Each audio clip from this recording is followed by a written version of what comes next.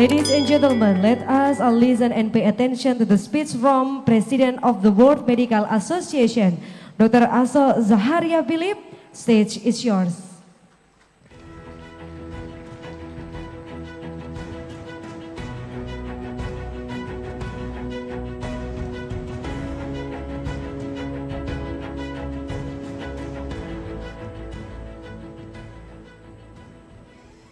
Honored guests, my colleagues, I would like to thank the organizers of the Muktamar 32 ED and especially my friend Dr. Muhammad Adib Kumaiti for this invitation and especially for the honor of addressing you.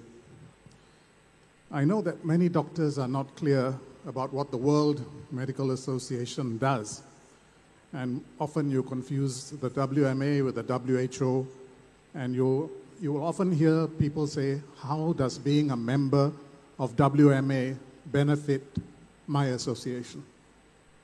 When I first attended a WMA General Assembly, I was just as confused.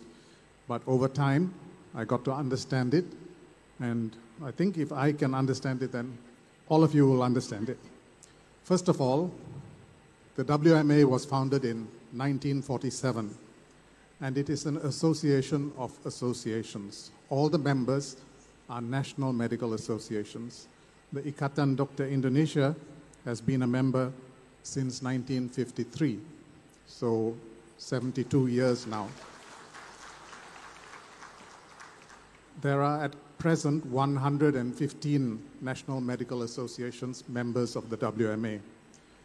And one condition that all of us have to follow to be members is that we must be free from government control. The government must not appoint our leaders. The government must not tell us what to do. And also, we have to be open to all the doctors in the country. Every doctor must be free to be a member of the National Medical Association. Now, of course, you will remember that in 1997, Dr. A. Azwar from Indonesia was the president of the WMA. So I'm sure I'm not the first president of WMA to attend a Muktamar. The main focus of WMA's work is to draw up and revise ethical guidelines. Ethics is the main purpose of our work. The Declaration of Jenewa, which is the doctor's oath. The Declaration of Helsinki, which controls medical research with human participants, and the International Code of Medical Ethics. These are our three core documents, the most important documents.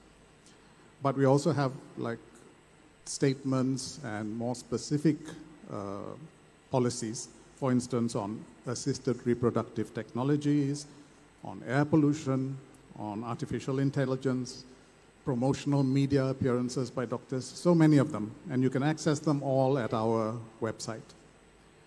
And we work together with many organizations such as the WHO and the World Health Professions Alliance to provide and promote health and support the medical profession.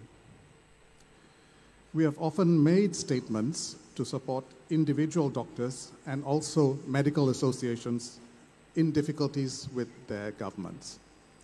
So usually we send letters or issue press releases or make physical visits. I went to Ankara recently to support the Turkish Medical Association, which is always having problems with their government. So we don't only support members, we support all doctors. But recently we had to support the Ikatan Dokter Indonesia in a small matter you had relating to the changes in your health law.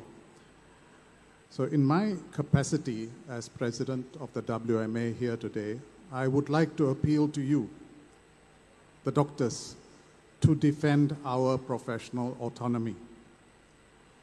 Increasingly, people who are not doctors are trying to tell us how to manage the health systems of our country. But we are the ones who take care of the individual patients, and we are the ones who have to take care of the system in which we treat the individual patients. We cannot say, okay, I'll just take care of the patient and whatever you want to do with the hospital or the manpower or the budget, you do. No, we have to take care of the whole thing. We have to have a seat at the table We cannot be like, after they decide, they just tell us. That cannot be the way. Now, medical care must be based on what is best for the patients. I think if you leave it only to politicians, they have to think about the next election. If you leave it only to civil servants, they have to think about their budget, their promotion. But if you have the doctors there, we are thinking about our patients, because the health of our patients is what is most important to us. If our patients survive, if our patients thrive, we also thrive. So we must be in a position to help the politicians and the civil servants decide what is the way forward for our healthcare systems. All over the world now, healthcare systems are in crisis. In the Western world, in our part of the world, in Japan, in Korea, in the UK, in Spain, all over the world. And out of the crisis, we have opportunities. And to take those opportunities, we have to lead. So I call not only on the Ikatan Dokter Indonesia, but on national medical associations everywhere to lead the way. But professional indemnity, autonomy is not all-encompassing. I, as a doctor, have no, I have no claim to have a good opinion on politics, economy, only on professional matters. And even in professional matters, my opinion must be the same as that of most doctors. If I think that onions cure influenza, for instance, that is not professional autonomy, that is just nonsense. Everything must be validated scientifically, then it is professional, and then I have autonomy. So I call on you now to stand together in defense of our noble profession. Don't let our autonomy be taken away from us. In unity, there is strength, and the Ikatan Dokter Indonesia is a very strong part of the united medical profession that is the World Medical Association. Thank you.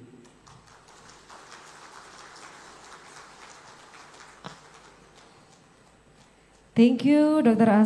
Zachariah, President of the World Medical Association, for the speech.